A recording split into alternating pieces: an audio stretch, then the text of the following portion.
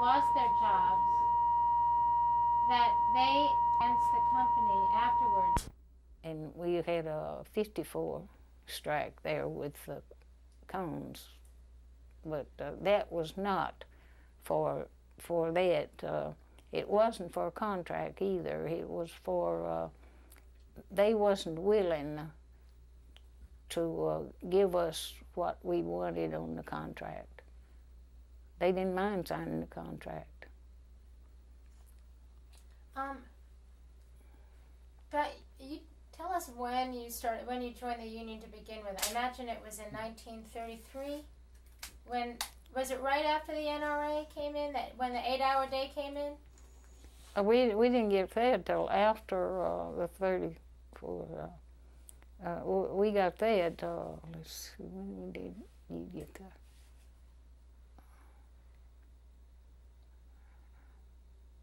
Yeah, in 34 when they pulled out, or when they went back and got.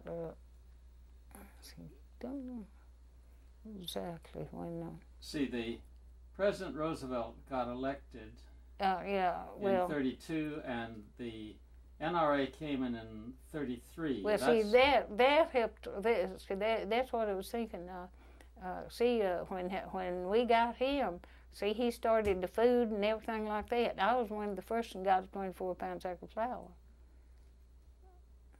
up there in the.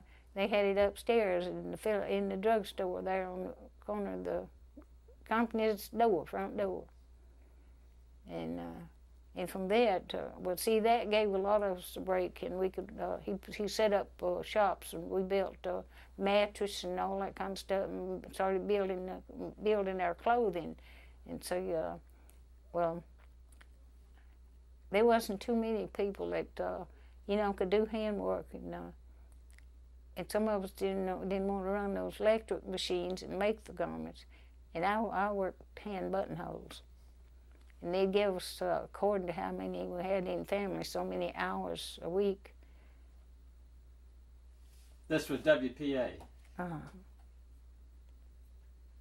See, we would work in these places. Well, then later, they set up a farm and canned stuff and all that kind of stuff. And then the men folks, well, all this sewer and all these pipes here in Gadsden and all those flat rock buildings, well, CWPA did all of them.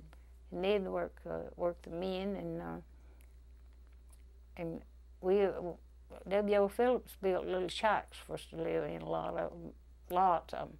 And if we had $1 a month, we gave him $1. If we didn't, the men would work with him and help him build another little shack. So you always get help if you're right. So we figured we were. And I still think we made a living. How much education did you have? 6th grade. Yeah, I went 5 months in the year. I was a farmer, and I had to work in the field, so I got 5 months in the year. And I went to school, finished the 6th grade. Walked 3 miles, 4.5 miles for the first school. Went to school at 8 o'clock in the morning, got out at 4 in the evening. Walked 4.5 miles. Then they changed us, and we walked 3 miles for the rest of the time. So I didn't have much problem walking. I walked from here over to the mill. I walked from a tower over to the mill. So that wore my feet out. What did you do for babysitters then? Babysitters, they sat with each other. Then couldn't afford a babysitter. That's what I said. My 3 and 5-year-old babies sat with my 10-month-old baby. Each one is big enough to give them a drink of water, tend to themselves.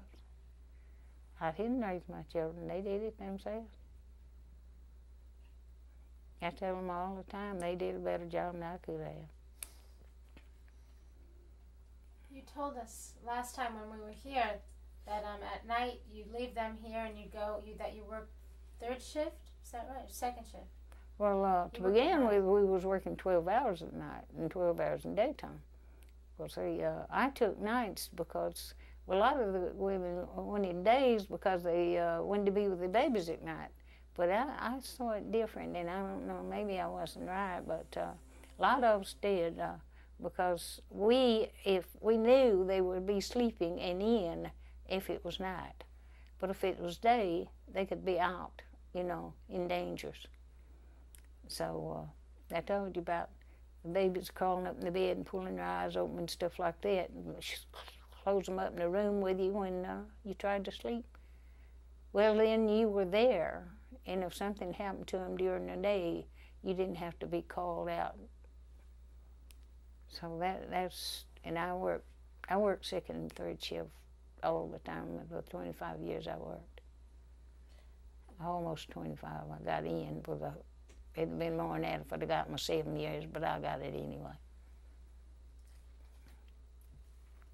Yeah, you said something the other night that really struck both George and myself. You said about a fire alarm.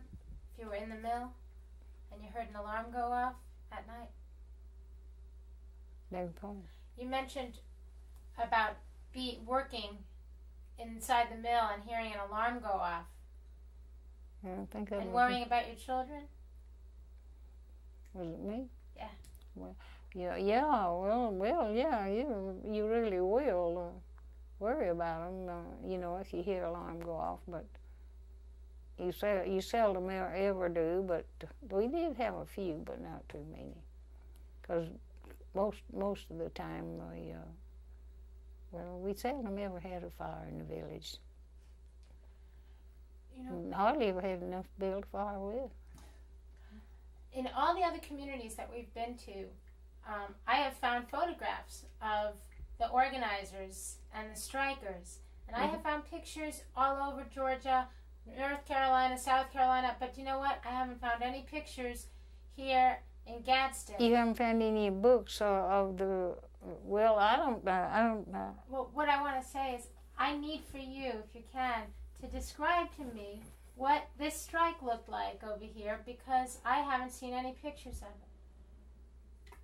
Well, have you ever been to a crowded movie where they was waiting to get in, and where they was trying to buy a ticket, and everybody wanted to buy a ticket at the same time? Piled in around the buildings and waiting. That's what a strike's like.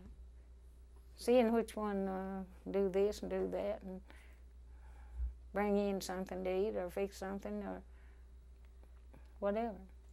Now, describe it for me here at Gadsden. I know you were at 3 gates, right? There were 3 gates that there was picket duty at? Mm-hmm. We had a front gate, a coal gate, and a back gate. The coal gate, the trains came in, switch tracks came in and out. And the front gate was up the drugstore and the offices and everything. Stores, they had a commissary for years, and all that was up at the front gate where that big church is now, I think, right about there. And the one that was down close to the lake, well, all of that I think is covered in buildings now. They took all that out, and I think it's the whole village. I haven't been all over Canterbury Station, they call it. Could you describe your picket duty again? Tell me about what it was like for you each day to go down there. Well, pretty hard to say, because you didn't really know what was to expect and who would be there and who would bring what to make us have enough food, and maybe when we changed shift and went on, maybe we'd have a big pot of stew or something like that. We could take a fruit jar full home for the babies and things like that. It was just like a picnic, more or less. Have you seen any of the pictures of that barbecue that the man gave? I had one. The children, I told you, all the grandchildren, everybody, we just turned pictures and things over to them, and I don't have anything particular left. But my book, we had a I call it a magazine, And they made quite a few books of all departments. And I don't even know who got mine. It showed the inside of a department, in there. But I don't rightfully know. Well, I didn't know who got what. Each one had come in, and then they went through the picture box. Now, one thing that I want you to repeat that you told us the other day, you compared the difference of the way the bosses talked to you before you had the union and then after you got the union 7 years later. Could you tell us that as though you'd never told it to us before? Oh. Well, it was kind of revenge, really, in a way. But see, I was telling you about, they didn't have any mercy on what they said in the way they called you, this, that, or the other, or anything, clothed, unclothed, and whatever they wanted to say. And they just tap you on the shoulder and tell you do that, or you just go out, and they'll be standing out there waiting. And so they used terribly foul language. So when we got a contract, that contract said, not even a smutty word the bosses could say the labor. Then we had a fieldwork. So we shouldn't have, but we turned right around, and every time they'd say something, and I never used a foul word in my life, and I used some. We'd use them just like we should, and they couldn't say anything. Like I was telling you about the overseer when we had that supper that night, and this little woman that was there, she was there now. She and her family was all gone on, but she came in when they had that. You could take your babies in there, and she took her babies in there and set them in the corner in the box and worked. But when the school law came in, well, see, they cut that out. But she got right in under Mr. Long. He was our overseer, in that department. And everybody around the table just down there, the big owners and everything, Mr. Moody and Littles and everybody. And when he got all the food spreaded, well, they said, well, somebody turned thanks. So I don't know, somebody said to Mr. Long, he said, well, I don't feel worthy, and she just punched him with her elbow and said, we know you're not, but do it anyway. And I don't know whether the boss men laughed more than we did or not, but we just pulled little things like that on them, and like putting that right down the guy's back. And it was just, well, it was more or less silly in a way, but it was to understand that people are people. And if everybody realized that no matter how poor you are, you can be a people. Was there much ill feeling between people in the mill? Not in my department.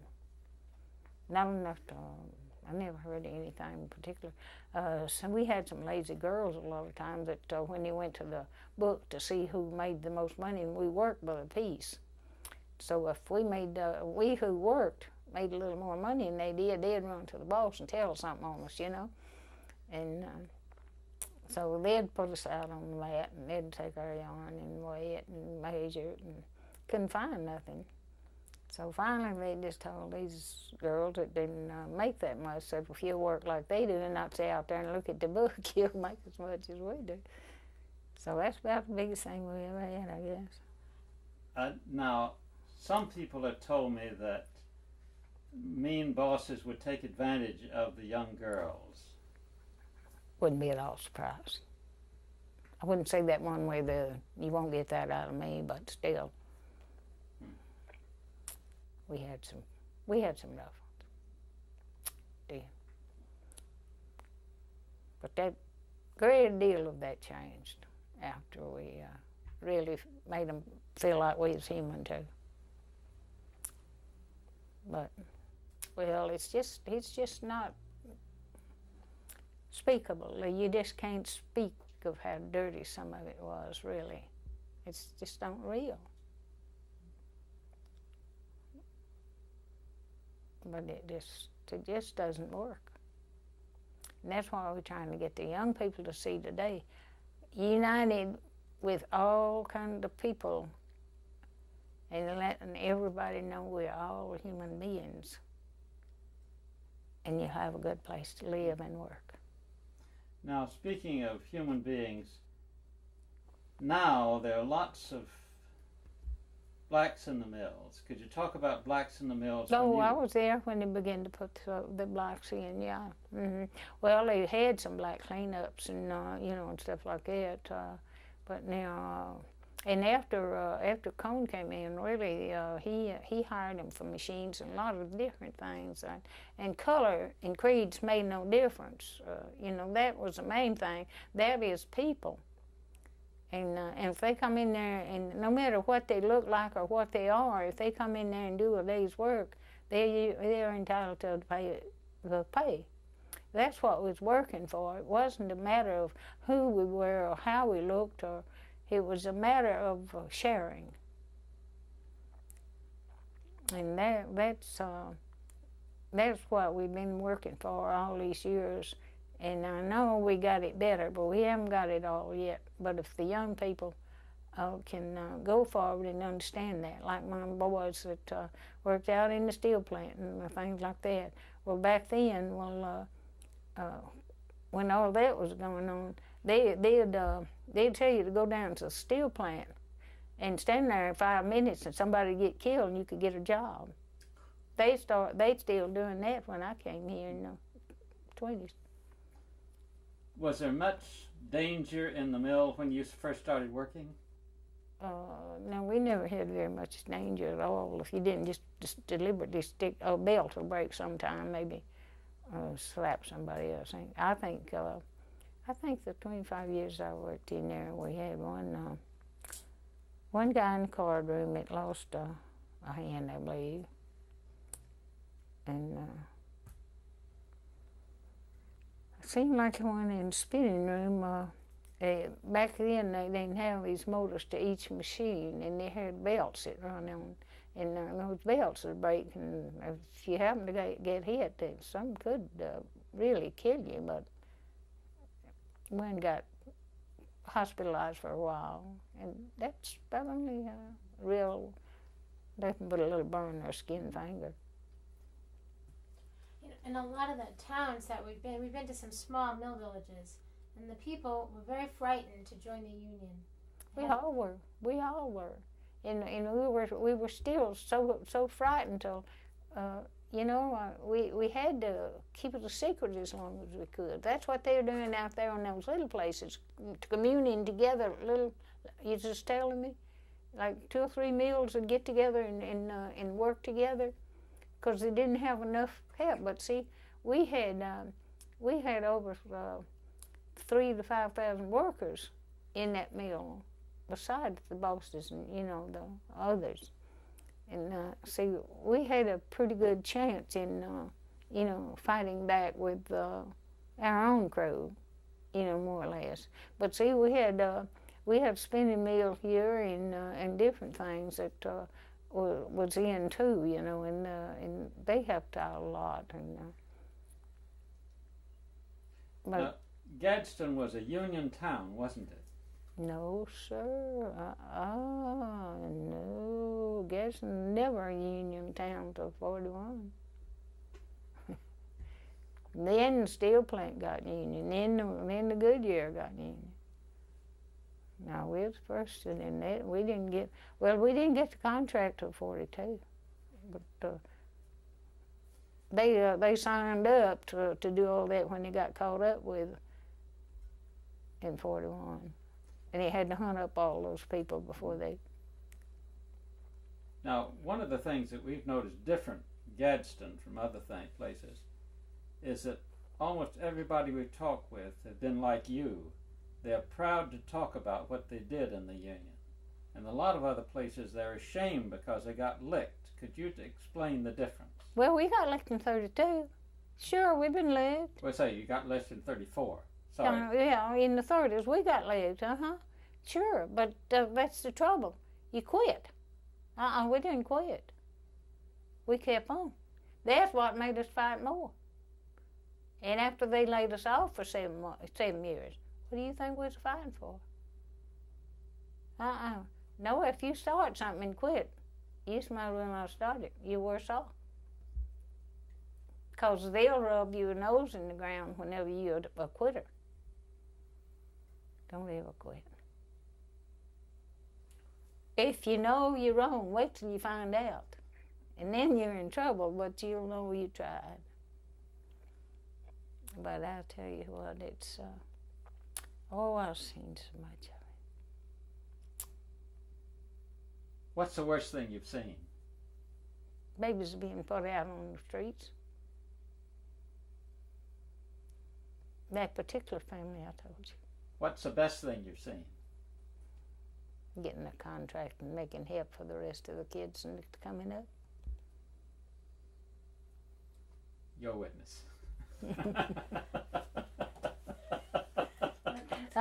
I hadn't heard on them letters. I thought he was going to read me some letters. Okay, I'm going to read you some. If you got out among all my relatives and all the children and everything, you might find dozens of them everywhere, but they'd be scattered everywhere. Okay, roll, Jenny. We're there. All right, ma'am, would you show me that picture, show us that picture and tell us about your camera? Well, it was just a little box camera, and that's the size the pictures were. And so every time we'd see something that we wanted something interested in, we'd go in together and penny up enough to get a roll or two of films, and one of them would stand on the corner and get a picture here, and then we'd run down to the other corner and get a picture over there. And we had a Mr. Boyne that worked up there, and he made pictures too, and he developed them. So it didn't cost us nothing to develop all these. And that's when I got boxes full. Everybody got one, you know, because the paper that he put them on was cheap anyway. So he was one of us too, and he just developed our pictures. Could you tell us about that parade? Well, I don't know which one to tell you it is, but it's on some holidays. That's why I said we forgot to put a date on the back. And then we had so many different ones during that time, and we'd have a chance to get a parade and get a group together that that our contractors, you know, our union people would be down there to work with us, and we'd make the parade go all the way through town to get the people to follow, and then we'd be all organized down at the river. Sneaky, huh? We was just trying to be honest. And that really is it's the only thing I can tell you about it, because I don't know whether now this is I don't believe the dates. I wonder if you could do just again tell me about how you took that picture and the fact that you had a camera and all of that, just as though you never told it to me again before. Well, as the group went down this block, well, you could stand down here on the corner and take as many as that would reach that block, and then by the time the next part of it, well, you could stand right there on that same corner and get come on to the other end. Then they'd pick us up and take us over yonder on the other side of the street and start at the first of it till we got all the way down to the river. Now, tell us what you were taking that with. Just a little old box camera, and it was about this, well, this size picture it took. I don't know what size it was, but my grandson still has it, taking pictures with it, but I let it go. I guess I'd have took more pictures. But this Camry was supposed to have been a hand-me-down. It was some of the first Camrys that came in this part of the country. It was an heirloom from the family. Well, my husband had a little T-model stripped-down car, and these people had to move, and they had a 50-year-old glass lamp in this Camry, and $2, and that's what he got for moving them from one place to the other. Did you enjoy taking pictures? Oh yeah, we had all. I made all kinds of pictures. If you've seen the pictures I made, we used to line up. We used to go up to the falls and line up and take pictures from everywhere. I had a picture here somewhere. We went to Seven Room Rock, not Seven Room Rock, up yonder at Rock City, and I get some pictures with this Camry from there, going down under the world and back up. Did you use could you describe how you, just to tell us again, how you use that parade to get people to come to a meeting? Well, we always advertised at the Union Hall. When we would have the parade, we'd have a day, a holiday, so we'd have a chance. And it was worked out with their contract, the ones that was working, their union people, for when we could all be there. And we couldn't all be there if we didn't have a holiday, And it had to be a holiday for us to make it all up, and everybody had time from one holiday to the next to get together on it. So all the time that they thought we were just marching to be seen, well, we was looking for something. But I don't have any idea how many different types of parades and snows and buildings that I had a box about this big square and about this deep. It was full of pictures. Time all the kids and grandkids got through with them, this about it. Laura, I want to understand this. I imagine this picture was taken during that strike in 1934 because you were there for 72 days. So that's when you had this parade. Yeah, we had. Okay. That's when we had these things like this was when we was organizing. You see, when we had these parades, and we could get them to go in parades like that and meet down there to organize, and we wouldn't be going to the Union Hall. See, we would be entertaining the public while we was doing our organizing. But if we went to the Union Hall, see, it'd be right there on the Wall Street, and everybody would know we gathered there. So we entertained the people down, walking down from one place to another. Why did you take the pictures of your union activities? What were you trying to do with those pictures? Keep them. Show them to other people. There's no telling how many of these different pictures and different parades that I made with that little old box camera, and other people had one once in a while, and we just took. There's no telling where that you might find one up. This is the only one I have left, but you can have it if you want it. Thank you. Okay. Okay. We have to stop doing it? Okay.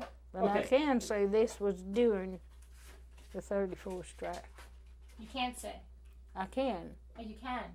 I can say this was during the 34 strike, but I can't tell you just that date because this guy didn't date all of them. He didn't have time, I don't guess. Thank you. Yeah, if there's any of these you want, you better get it. Okay. Yeah. Are you reloaded? Because my son coming over.